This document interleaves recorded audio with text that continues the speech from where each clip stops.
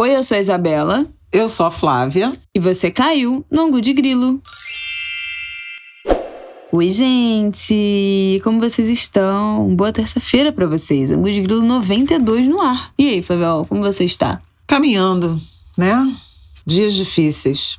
Não está sendo fácil. Bom, queridos, queria dizer primeiro agradecer as mensagens muito fofas que a gente recebeu sobre o Angu de Grilo da semana passada, que terminou com uma mensagem minha de agradecimento a essa audiência perfeita que nós temos. Recebi muitas mensagens carinhosas por conta daquele final, então devolvo aqui também os agradecimentos a vocês. Muito obrigada, gente. E essa semana vamos falar de $1, não é mesmo? Gente, tudo aconteceu.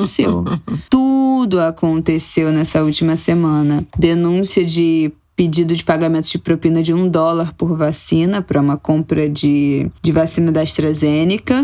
O denunciante, que é, como é o nome dele? Dominguete. Já foi na CPI essa semana mesmo. Paulo Dominguete. Foi convocado, ia ser sexta, anteciparam e ele foi lá. E aí colocou um áudio falso e aí começou a levantar muitas suspeitas. Quem tá acompanhando de que ele foi fazer lá, o que ele queria, se queria descredibilizar o depoimento dos irmãos Miranda. Então, isso que vamos falar aqui hoje. Vamos falar também do Bolsonaro, que a PGR, né, abriu uma investigação sobre prevaricação. Mas é um enredo que não é assim. PGR foi lá e abriu. Tem várias nuances. Que bom que temos a você PGR foi obrigada, na verdade, praticamente obrigada a abrir. Vamos falar também da vacinação, que já começou a ter uma queda no patamar, né, de mortes, no gráfico de mortes, já resultado da vacinação. Nem acredito, gente, mas enfim. Esse dia... Não significa que esteja controlado. Não, pois é, mas já é o primeiro indício do começo do fim, talvez. Nem acredito que chegou prova, esse dia. Né, uma evidência inequívoca de que tem que vacinar. Vacina, sim, funciona, é importante. E vamos falar também sobre Eduardo Leite, que se declarou gay na última sexta-feira. Não foi isso? Não, foi no programa com o Bial. Foi programa do Bial de quinta-feira. De quinta-feira. Na quinta-feira. E como é que isso reverberou aí na rede e opiniões sobre isso que li, principalmente de pessoas LGBTs, que acho que vale a gente abrir essa discussão aqui também, voltar nesse assunto, né, do que serve você ser uma pessoa LGBT na política se você não está atuando em prol da sua comunidade, não está encampando essas pautas. Bom, é isso, vamos começar? 15 segundos.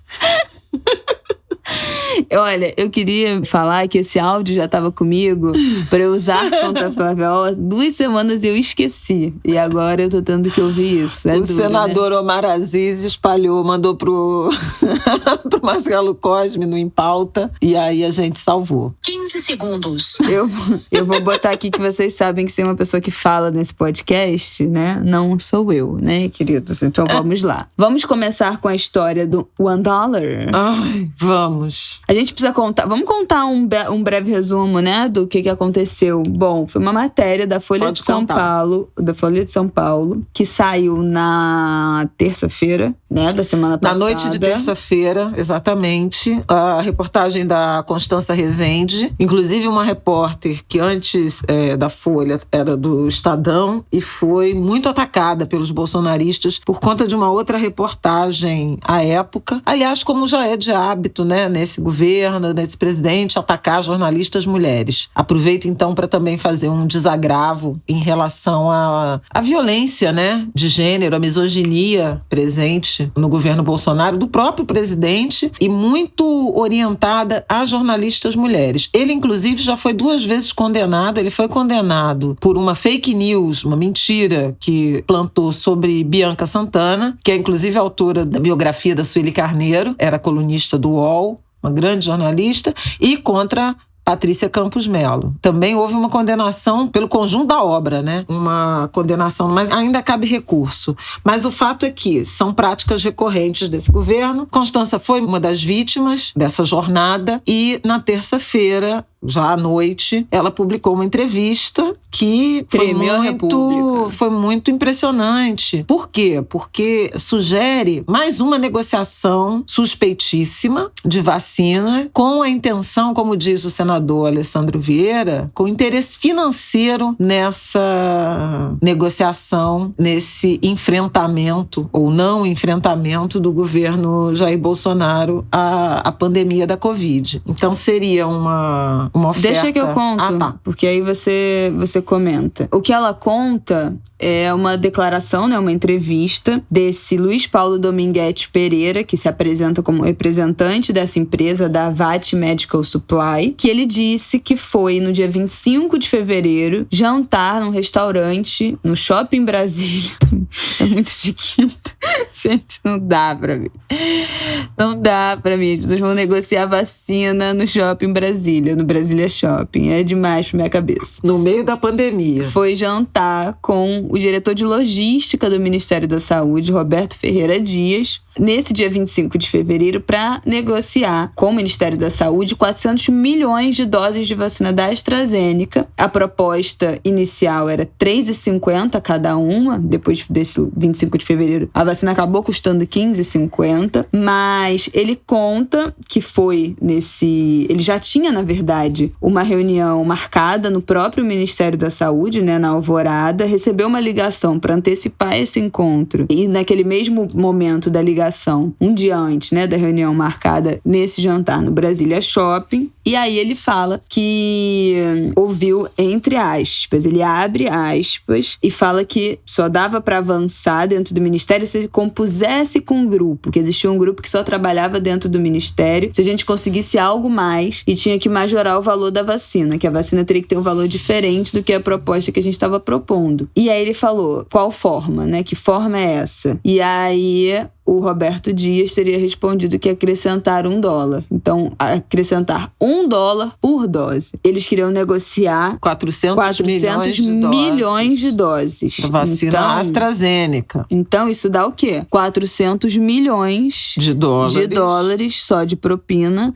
2 bilhões de reais. Meu Deus. Então, queridos, é desse jeito. Agora, outra pessoa estava lá, era um militar do Exército, né? E ele disse que era um militar do Exército, um empresário de Brasília. Depois ele esteve no Ministério no dia seguinte para essa reunião. Ele falou que disse que não tinha como fazer esse preço, que vinha lá de fora. Nananana. No dia seguinte ele teve a agenda oficial no Ministério da Saúde. Chegando lá, eles voltaram a ter o mesmo diálogo, né? Pediu os papéis, não sei o quê. Disse que teria que colocar as documentações, enviar a documentação de compra. Nananana. Teria que adiantar. Botou ele numa sala, porque falou que tinha uma reunião, depois ele recebeu uma ligação perguntando se ia ter esse acerto, e ele falou que não tinha como, e aí acabou. Não rolou mais, disse que teria que atender esse grupo, ele falou que não, e aí tem várias coisas nebulosas nessa história. A primeira é que essa empresa, essa da Avat, estaria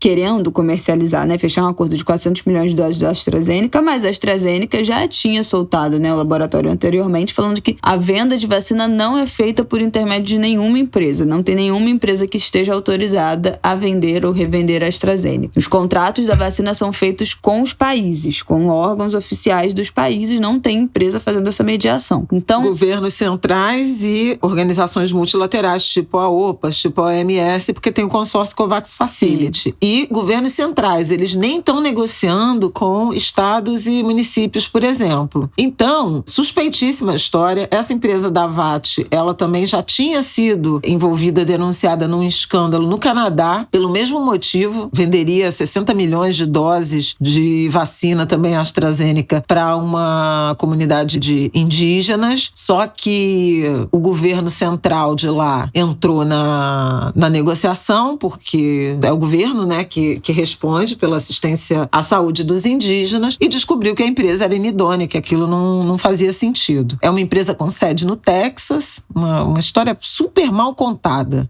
Isso caiu como uma bomba, porque de novo apareceu o nome do Roberto Ferreira Dias, que era o diretor de logística do Ministério da Saúde e que já tinha sido citado na semana anterior como sendo um dos envolvidos naquela operação de negociação da Covaxin, da vacina indiana, que acabou não se realizando em razão da desconfiança e da denúncia do Luiz Ricardo Miranda, irmão do deputado Luiz Miranda, aqueles que depuseram na CPI na sexta-feira da outra semana, né, na última sexta-feira de junho. Então, deu um pouco de formato, né, de desenho, esquema maior. A suspeita é essa, de um esquema maior de corrupção que envolve não necessariamente, né, a entrega, né, a suposta compra de vacinas com atravessadores e aparentemente com a intenção de tirar dinheiro público e dividir recursos. Ou seja, um monte de picareta se encontrando. O impacto foi tão grande que a CPI resolveu chamar esse Luiz Dominguete para depor, e o depoimento dele acabou sendo realizado na quinta-feira,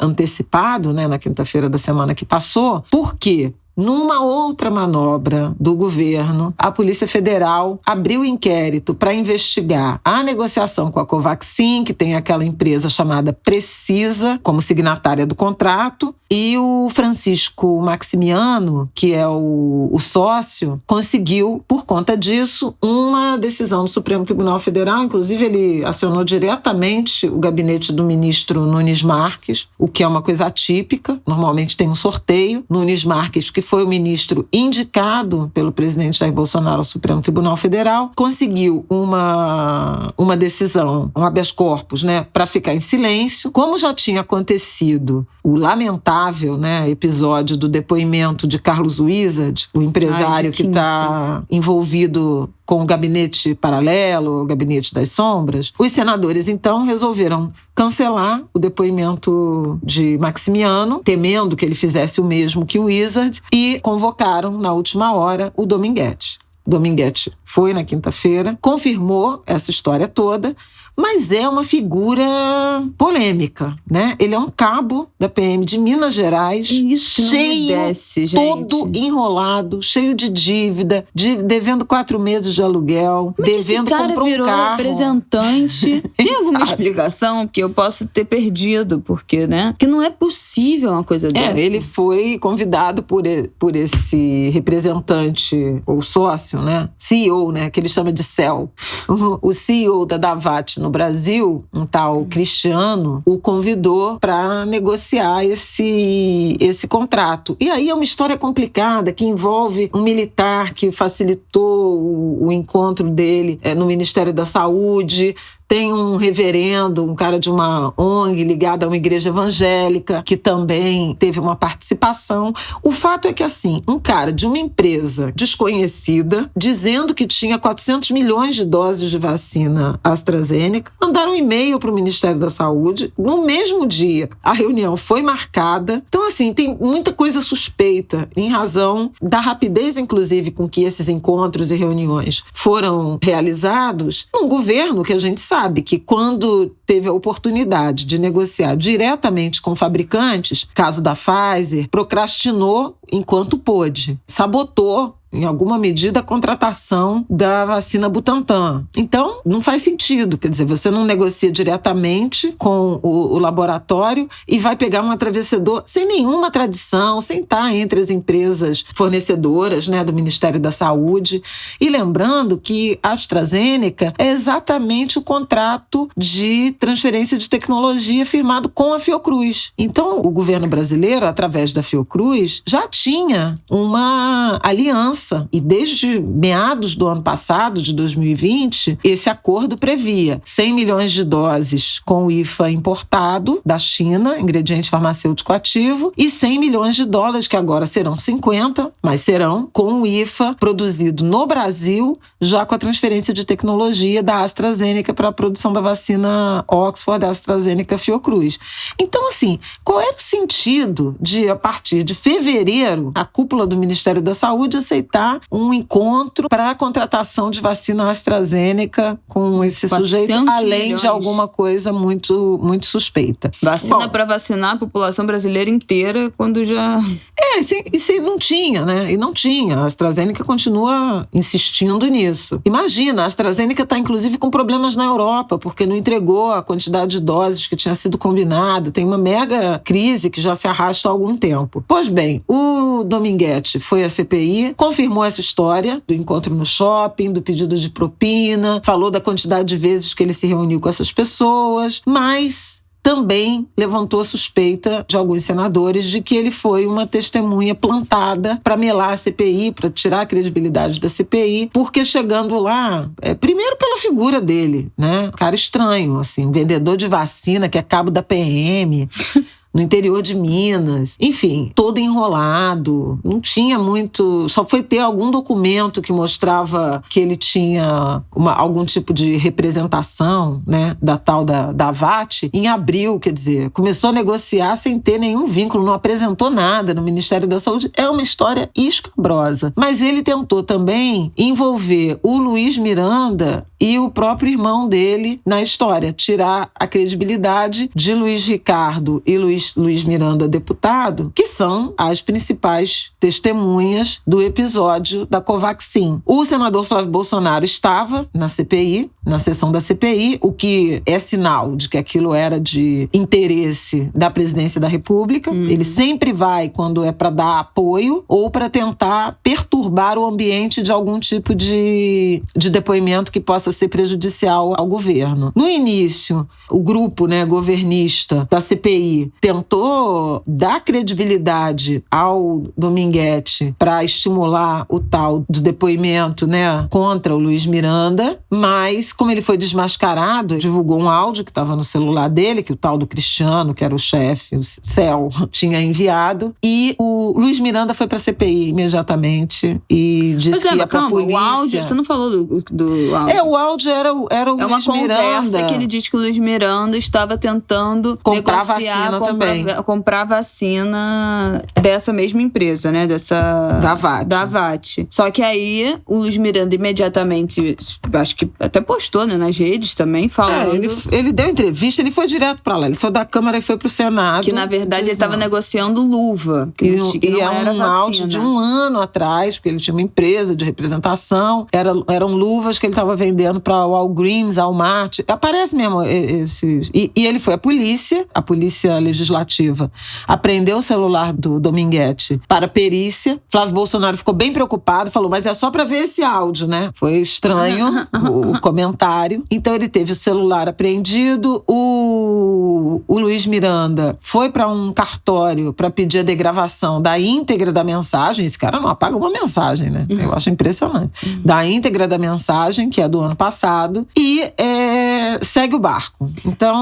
E um representante da empresa, outro, ainda no meio da CPI, soltou uma nota falando que realmente aquele áudio não era sobre compra de vacina, era sobre compra de luva. Então o cara foi desmentido pela própria empresa. Foi muito estranho. Isso que eu achei muito estranho. Porque assim... E aí depois dessa confusão, muita gente questionando se ele não seria um cavalo de Troia pra descredibilizar, pra confundir a CPI, enfim. O que eu achei estranho é que, tipo assim, o cara quer criar uma rixa, né? Uma turbulência... Como é que ele vai? Ele é um bolsonarista, né? Aliás, foram encontrados vários posts de internet. Eu achei estranho como é que ele vai para um negócio com um áudio mentiroso que vai ser desmentido, inclusive pela outros representantes da empresa que ele atua, entendeu? Ficou uma dúvida ainda se no meio do negócio. E assim, tipo... Não deu em nada, eu acho, assim, não deu em nada, mas assim, foi um baita desgaste pra CPI, porque chamou o cara. No final, tava dando a impressão de que o sujeito foi usado, plantaram esse áudio para ele usar na CPI, ele não tinha a menor ideia do que era a história. E, enfim, a CPI acabou perdendo um dia em que o governo até saiu um pouco festejando, atrapalhada, dizendo que a CPI não é séria, etc, etc, etc. Mas aí, na sexta-feira, teve uma pequena reviravolta. Bom, a semana que vem vai ser de retomada do escândalo Covaxin, né? E outros senadores chamando atenção para a gravidade das outras denúncias de crime contra a saúde pública, a partir da postergação da compra de vacinas, porque são eixos que já estão muito demarcados, né? O que já está bem delimitado na CPI. Acho que é importante lembrar isso. A tragédia de Manaus, estratégia de imunidade coletiva por contágio, o kit Covid, né? A medicação sem efeito na doença,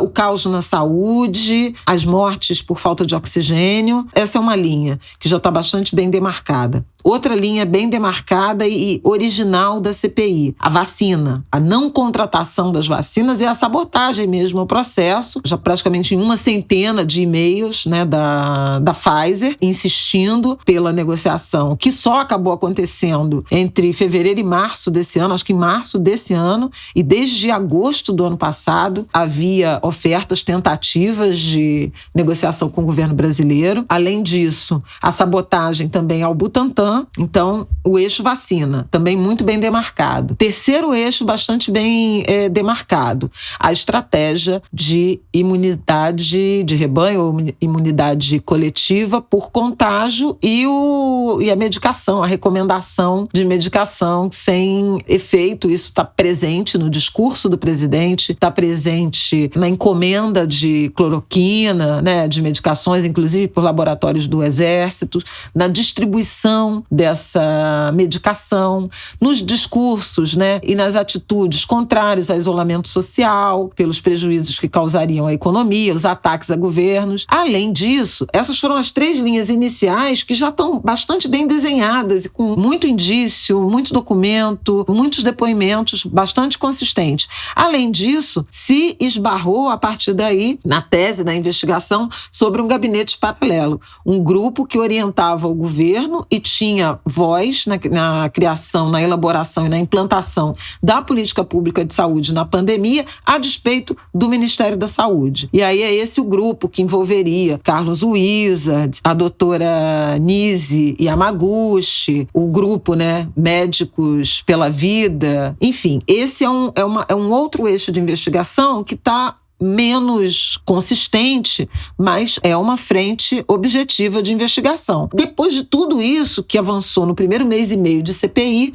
a gente tem o escândalo Covaxin, com indícios muito fortes de que havia também uma motivação financeira, que toda essa estratégia também se prestava a desvio de recursos. Essa a tese a partir da Covaxin, a antecipação de um pagamento de 45 milhões de dólares e a denúncia sobre isso que chegou ao presidente da República e ele não agiu. Por isso, a suspeita de que Jair Bolsonaro prevaricou. A CPI está avançando nesse eixo, mas durante a semana que passou, 3 senadores, Randolfo Rodrigues, que é vice-presidente da CPI, Fabiano Contarato, já citei aqui também, e o senador Jorge Cajuru, entraram com uma notícia-crime no Supremo Tribunal Federal solicitando a investigação, a abertura de um inquérito para investigar se o presidente da República prevaricou. Essa ação caiu com a ministra, esse pedido, né, essa notícia-crime, caiu com a ministra Rosa Weber, que imediatamente, e olha, eles entraram com a petição, né, com a notícia-crime na segunda-feira, 28, e a ministra Rosa Weber imediatamente intimou a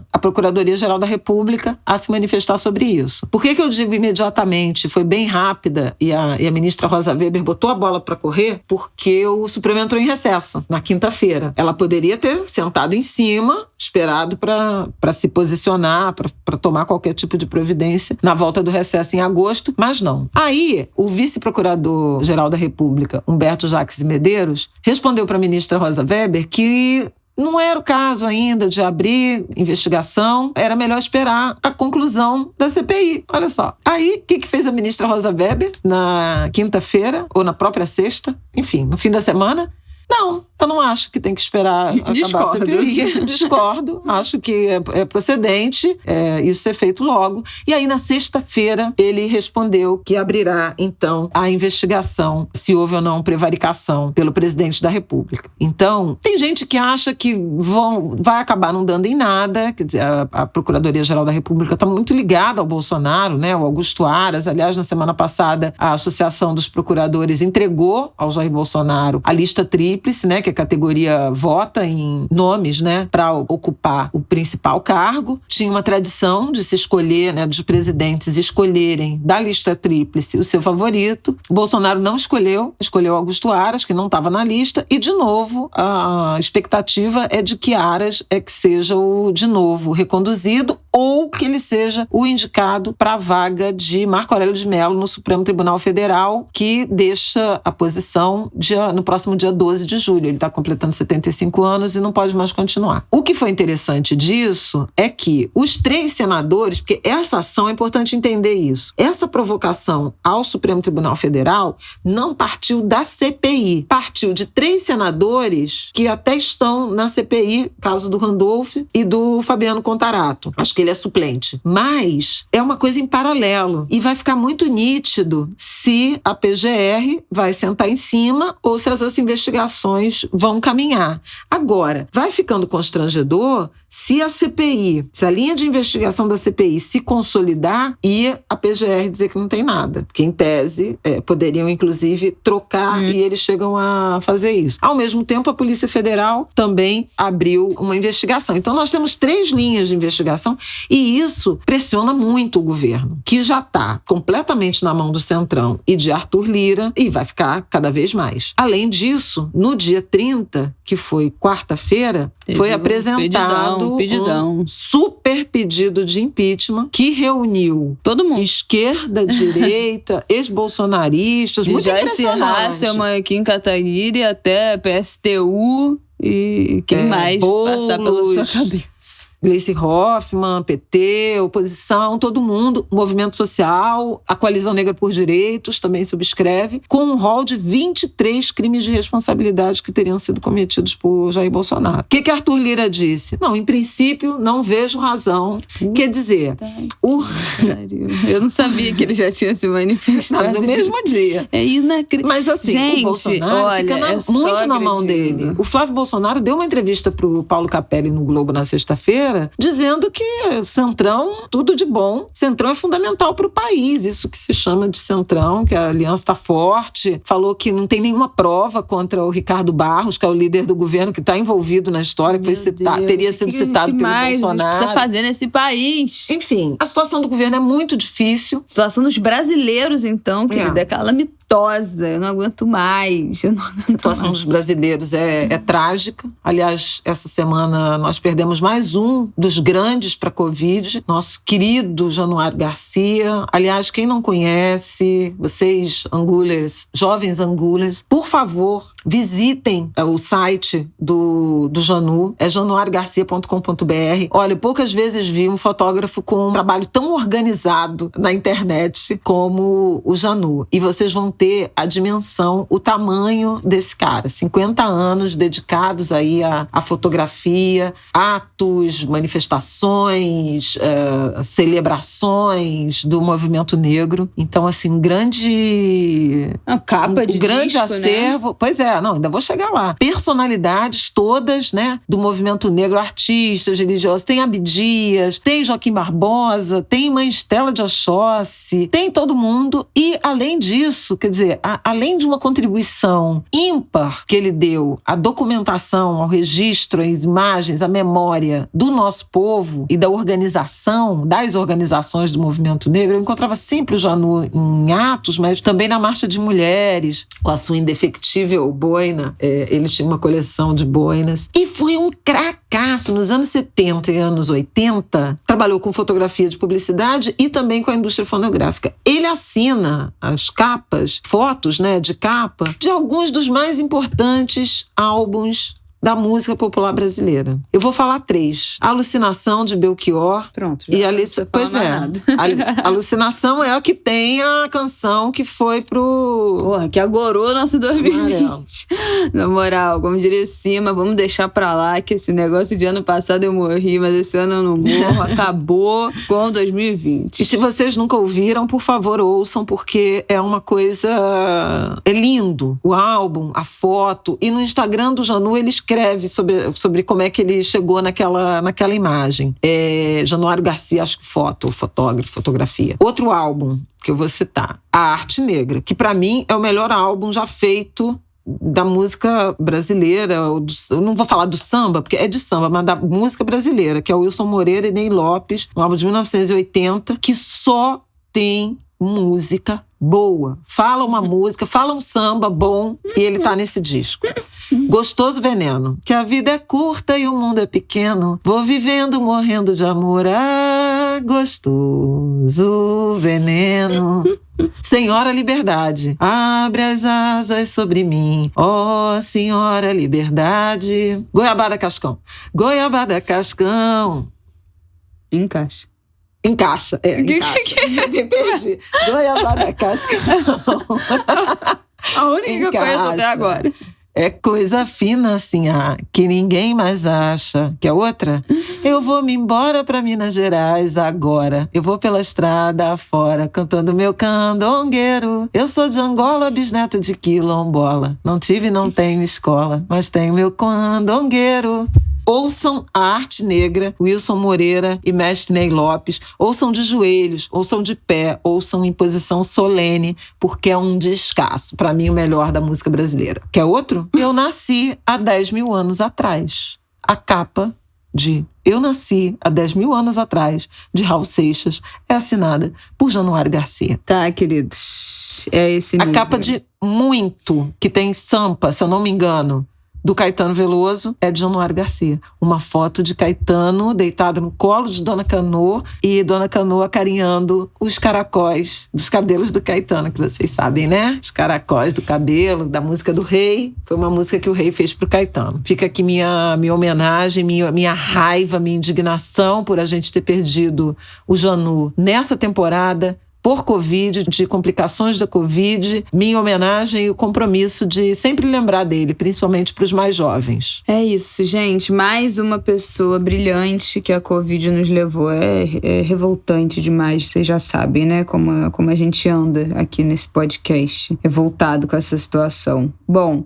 queria falar aqui da nossa queda das mortes por Covid. É uma queda que aponta indício de efeito, né, da vacinação. O que temos até agora? A média móvel do Brasil está em queda desde o dia 20 de junho, foram 13 dias de queda, mas logo hoje, no sábado, dia 3, que a gente está gravando, subiu, depois de 13 dias de queda, subiu a média móvel, mas enfim, foram 13 dias de queda. E esses números estão mostrando uma efetividade da vacina, principalmente no grupo de idosos. Na faixa etária acima dos 60 anos, já tem uma porcentagem de cobertura, né, de vacinação acima de 60%. E para pessoas acima de 70, 80, 90, essa cobertura é ainda maior, já com as 2 doses. Então, nesse grupo, caiu bastante a letalidade da doença como efeito da vacinação. O G1 fez uma matéria, né, falando sobre isso, e eles botam os 5 pontos de como é que tá esse momento, o que significa essa queda da média móvel. Então, o primeiro é essa queda nas mortes na faixa etária acima de 60 anos, que tem a ver com a vacinação completa, né, as 2 doses. Número 2, o avanço dessa campanha de vacinação, que agora a gente já até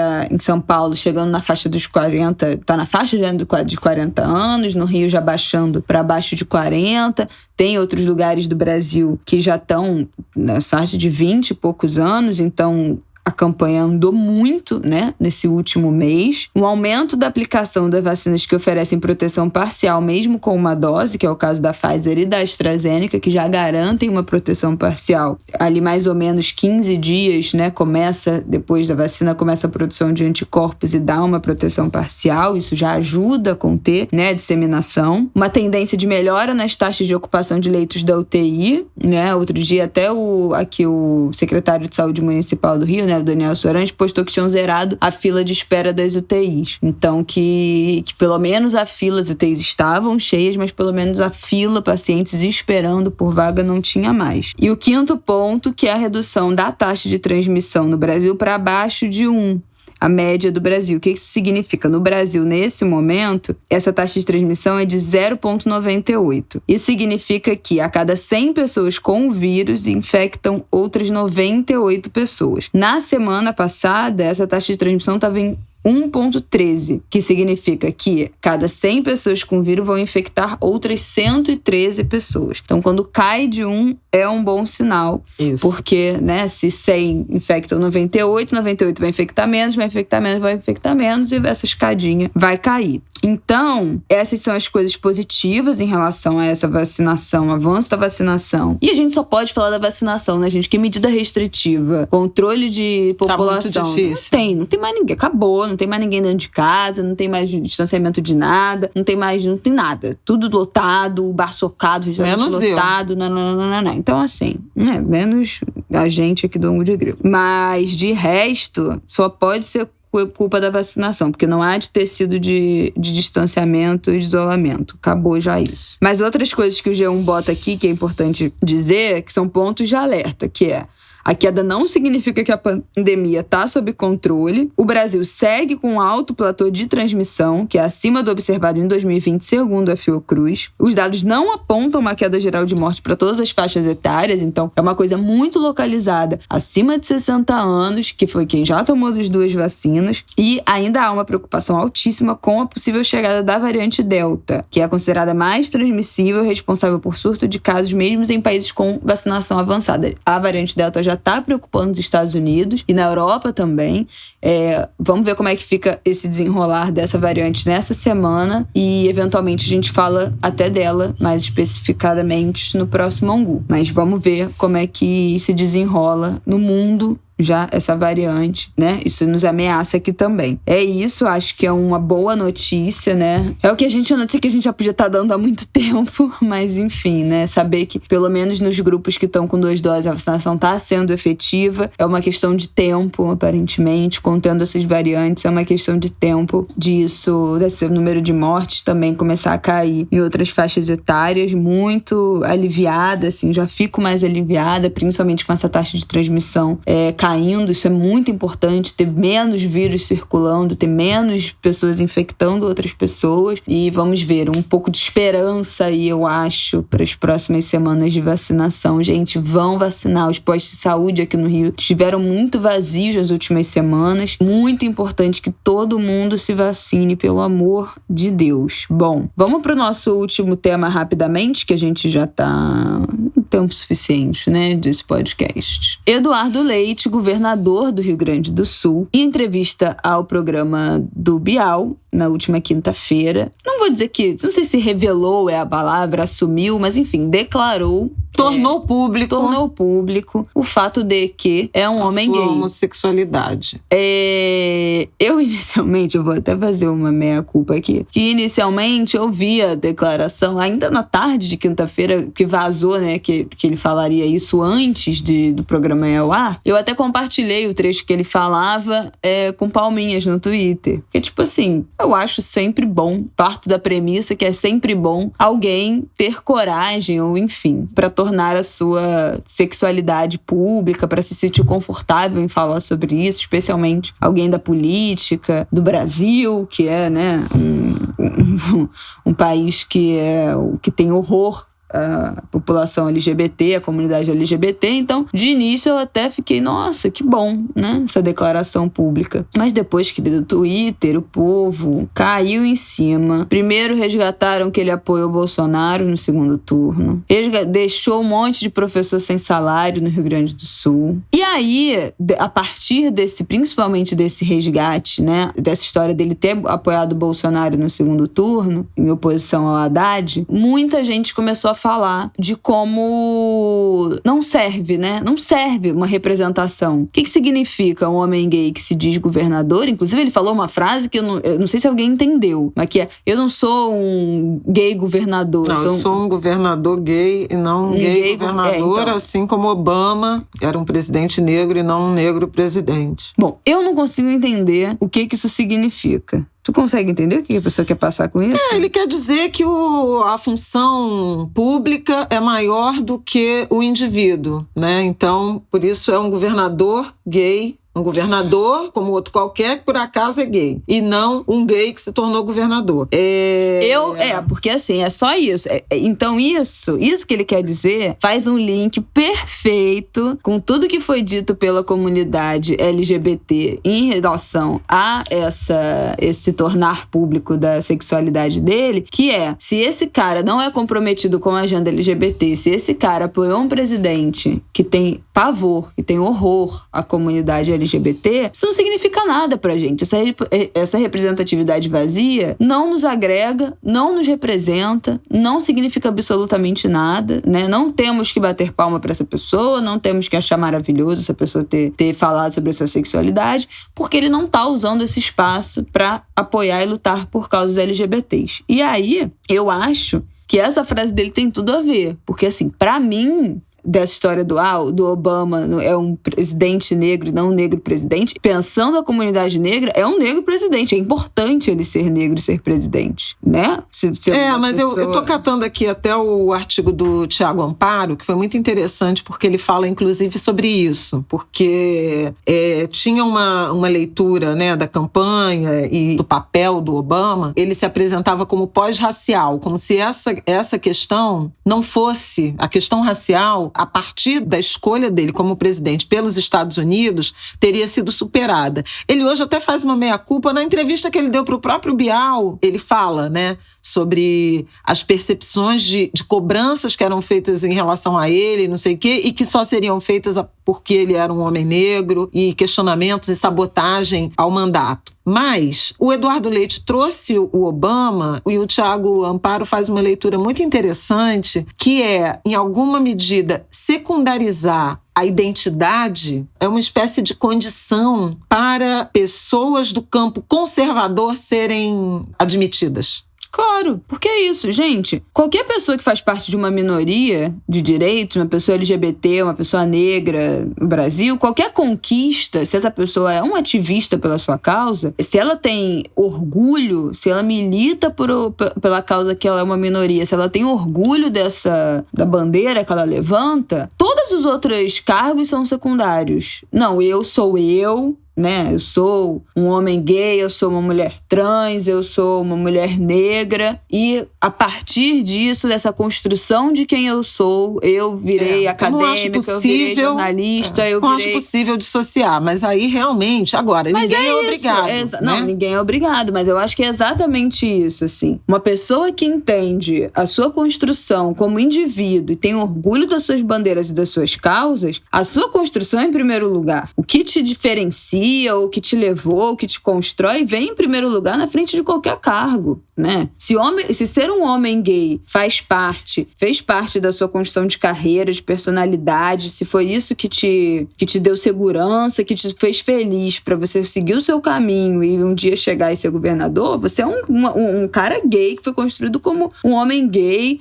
com orgulho de ser gay, com todas as dificuldades, as dores, as delícias, mas que a sua personalidade foi construída com aquilo, e foi exatamente essa personalidade e essa construção que te levou a ser governador. E não, eu sou um governador que, por acaso eu sou gay. Ninguém por acaso é nada. Não existe eu sou por acaso, eu sou qualquer coisa. Não existe isso. Então já odiei essa frase. Agora que eu entendi. Não, pois é. Eu quero ler o texto aqui do Tiago, porque é super importante. Olhamos com atenção o tom do anúncio de Eduardo Leite. Sou um governador gay e não um gay governador. Tanto quanto Obama, nos Estados Unidos, não foi um negro presidente, foi um presidente negro, e tem orgulho disso. Aqui Leite pratica o que o professor da New York University, Kenji Yoshino, chama de covering. Minimiza a importância de uma identidade socialmente discriminada para ser mais aceito na sociedade. Yoshino localiza covering como a terceira terceira fase na luta por direitos após LGBTs terem sido submetidos a torturas físicas e psicológicas, chamadas de cura gay, e depois permanecerem no armário passing.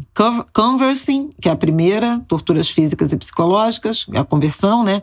E depois permanecerem no armário passing. Continua o Tiago Amparo. Logo após a fala do governador, bolhas no Twitter começaram a rapidamente ridicularizar a expressão "sou um governador gay e não um gay governador", sem entender a complexidade da mensagem política aqui. 2 pontos. Leite apela para uma passabilidade política ao sair do armário, ao mesmo tempo em que minimiza o determinismo de sua identidade. Isso, em uma pílula, a chave para uma identidade LGBT à direita. Sou, mas não importa politicamente, que é o oposto de uma identidade LGBT à esquerda. Sou e por isso importo politicamente. Sim. Quem não entendeu isso, pouco entendeu que a referência a Obama deixou evidente. Obama é um presidente negro que fez pouco uso retórico de sua negritude. E passo pro final do texto do Tiago, que é muito forte. Eduardo Leite nos lembra que sair do armário é um ato concomitantemente pessoal e político. Pessoal, posto que corajoso e libertador. Político, porque nos joga no mundo completos. O que fazemos com isso?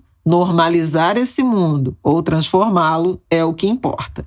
Então, acho que é um debate super procedente, quer dizer, foi uma atitude pessoalmente corajosa e libertadora, sem dúvida alguma, para um político que, inclusive, tem planos de visibilidade, né, e ambições nacionais, porque no Rio Grande do Sul ele nunca escondeu ser gay e as pessoas sabiam, assim como tantos outros, né, quadros políticos Brasil afora, mas ele anunciou nacionalmente. Agora, veja um detalhe importante. O Tiago chama atenção o contexto, o sentido político dessa atitude a partir da militância, do ativismo. E eu chamei atenção também em comentário, tem um rolo, isso aí. O fato dele tornar pública a sua homossexualidade não significa que ele se tornará um ativista, não, né, ele já da agenda. Deixou claro, né? Que não vai, pelo visto. E assim, e isso acontece com qualquer grupo, né?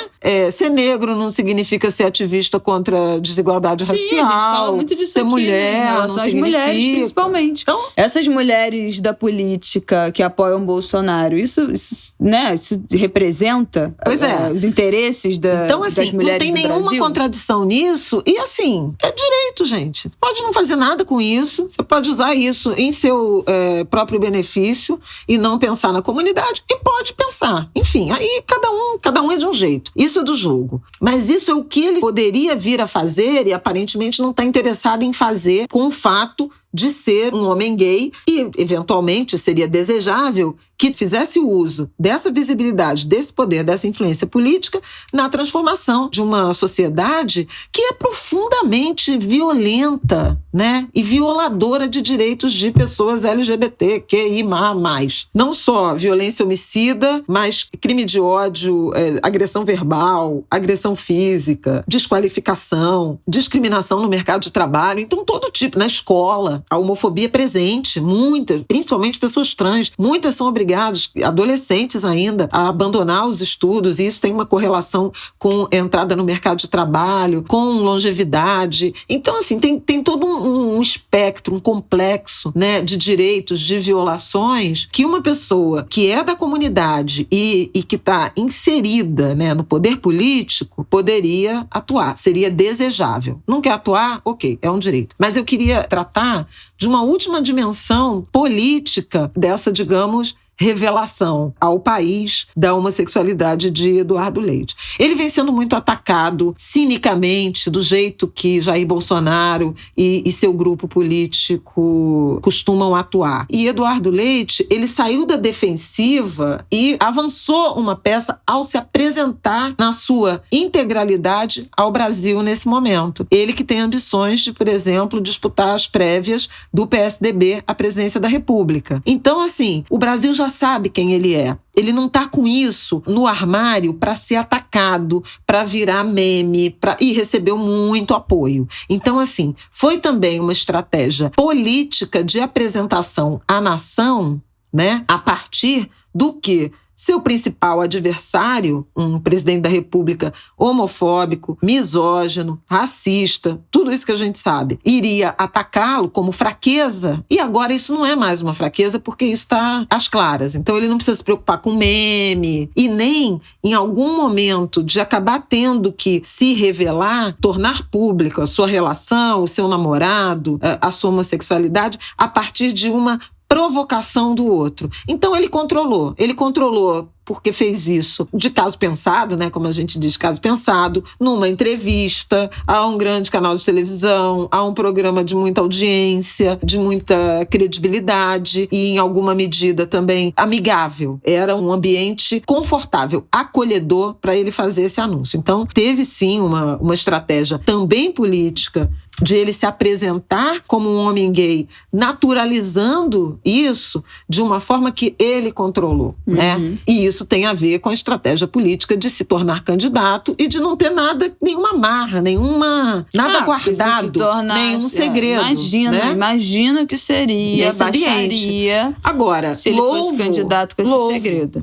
Independente de ter essa leitura crítica em relação a um compromisso com a agenda e essa estratégia política de apresentação à nação, louvo do ponto de vista pessoal, porque é muito difícil, é muito libertador, e ele teve, inclusive, pai e a mãe do governador deram declarações, e isso foi muito bonito e muito importante para o Brasil. Você falar com orgulho, com naturalidade do seu filho gay, que é um homem vencedor na política do seu estado, na política brasileira, eu acho que isso pode ser inspirador para muitos jovens, para muitas famílias, né? Ele, inclusive, numa entrevista à Folha, depois da exibição do programa com Bial, disse que recebeu muitas mensagens, inclusive de um homem gay de 50 anos, dizendo para ele: se quando eu tivesse 18 anos, um governador do meu estado tivesse se declarado, se revelado um homem gay, a diferença que isso teria feito na minha vida, na minha juventude, na forma como eu fui para o mundo. Então tem um efeito, sim. Tem um efeito libertador para ele, sem dúvida alguma, e inspirador para muitos jovens que possam querer entrar na política, para o próprio ambiente político. Então, tem uma importância. Agora, a gente tem que botar essa importância, cada uma na sua caixa, cada caixa no seu tamanho. Mas cumprimento o governador Eduardo Leite e reafirmo aqui, seria desejável que ele se debruçasse mais intensamente para uma agenda que é tão importante, tão urgente para o Brasil, que é a superação do preconceito, da discriminação e da violência contra homossexuais, pessoas trans, contra os LGBTs, QI+, A+, né? QIAP+. QIAP+. Gente, é muita letra, desculpem. Eu sou velha já, né? Ih, querida, tá inteirona. Não tem um botox. É isso, acabamos, né? Acabamos. Eu queria voltar aqui no Janu, porque eu me lembrei que o álbum que eu falei, Arte Negra, sabe o que tem? Samba do Irajá, eu tinha esquecido. Rápido, que já tá acabando. É isso aí. Ei, Irajá, isso aí, meu samba é a única coisa que eu possa te dar. É isso aí. Ei, Irajá, não podia esquecer disso. Agora, o muito do Caetano tem, eu falei Sampa, né? Mas tem terra, tem muito romântico, tem Eu Sei Que Vou Te Amar. É um descasso do Caetano. Então, dever de casa, Angulers, é visitar o site do Januário Garcia, ver todos os álbuns do qual ele participou, fotografando e produzindo, né, essas capas, e vocês vão nos escrever dizendo quais são as músicas favoritas de um ou de mais álbuns, que álbuns que vocês conheciam, mesmo sem saber que era a capa do Januário, e quais são as canções favoritas. Então, olha, tem Roberto Ribeiro, tem Leci Brandão, é uma coisa, tem Tom Jobim, tem 2 LPs do Chico, 2 do Tom Jobim, 3 da Leci, tem um do Martim da Vila, é uma coisa fabulosa a produção gráfica de capas, de fotos de Januário Garcia, eterno, presente. Viva Janu! É isso, gente. Olha, eu queria dizer que apesar da complexidade desse ângulo de grilo, porque é muita informação, esse negócio de governo, eu fico cansada da minha cabeça. Eu estou feliz de poder aqui, 1 ano e meio quase, depois da primeira vez que a gente falou. Não, olha só, foi dia 2 de fevereiro. Faz a conta aí. 1 ano e 5 meses depois da primeira vez que o coronavírus falou. Descobridor dos 7 mares, eu esqueci, gente, é importantíssimo. Mais algum, querida? Não. 1 ano e 5 meses depois que nós falamos a primeira vez de coronavírus aqui no Ângulo de Grilo, foi no episódio do dia 2 de fevereiro. A gente tava em Salvador, a gente gravou no hotel em Salvador, no 2 de fevereiro. Primeiro episódio que a gente falou de coronavírus aqui no Ângulo de Grilo. Ainda era uma coisa assim da China, que ainda tava começando a preocupar a Europa. Olha, gente, 1 ano e 5 meses depois, poder dizer que nesse podcast que a gente já tá vendo queda no número de mortes do Brasil com relação à vacinação. É uma luz no fim do túnel que vocês não têm ideia. Então, nesse 1 ano e 5 meses, muitas águas rolaram por aqui, vocês sabem, né? Uma bela água chamada Martin. Muita coisa aconteceu na nossa vida. Tá uma coisa linda, meu neto, gente. 2 dentes já enormes. E apaixonado por mim num grau que vocês não sabem. A gente tá se amando muito. Desminta. Não, é verdade. Ela fala, ele olha pra mim e começa a rir. Ele fica me olhando, gente. É muito impressionante, assim. Mas eu converso muito com ele. Eu canto pra ele, a gente já canta. Ele faz um... Olha, que os orixás me ajudem a aturar esses dois. Vem aí, viu? Vem aí. Eu que lute demais. Eu vou revelar aqui pros Angulers um áudiozinho da gente cantando pra provar que eu tô falando a verdade. Jesus, gente. Olha aqui, que gracinha. Quem ouve até o final, esse podcast é privilegiado, hein? Peraí. Eu vou me banhar de manjericão. Vou sacudir a poeira no corpo batendo com a mão. E vou voltar lá pro meu congado. Vai, canta! Pra pedir pro santo, pra rezar quebranto, cortar mal olhado. Mentir? Ele faz isso o tempo inteiro. Eu começo a cantar, paro, falo, canta, ele faz um... É o jeito dele, gente. É isso, com essa, realmente, não tem mais nada. Ele fala em bebelês. Eu não tenho mais nada a declarar, tá? Martinês. É demais pra minha cabeça. Brasil, Angulers, help. Enfim, é isso, uma luz no fim do túnel. E essa semana me perguntaram no meu Instagram, abri uma caixinha de perguntas, me perguntaram, você tem esperança que o Brasil vai ficar melhor? Eu falei, gente, como é que eu não vou ter? Eu sou obrigada a ter esperança. Eu tenho um filho de 6 meses, amor. Eu tenho que construir essa esperança na força do ódio, exatamente, nem que seja. Então, assim, eu tenho esperança porque eu tenho que ter. Não temos alternativa. Não temos alternativa. Então é isso aí, vambora. Que esse país tem que melhorar, que eu tenho um filho pra crescer aqui, pra criar. E é isso aí. É isso, Angulers. Um beijo, até semana que vem. Obrigada por quem ouviu até aqui, né? Então tá bom. Um beijo. Se despede, Flávia. Beijo, gente. Até a próxima. Viu? Hoje foi rico. Um ângulo de grilo de tempo. Um beijo.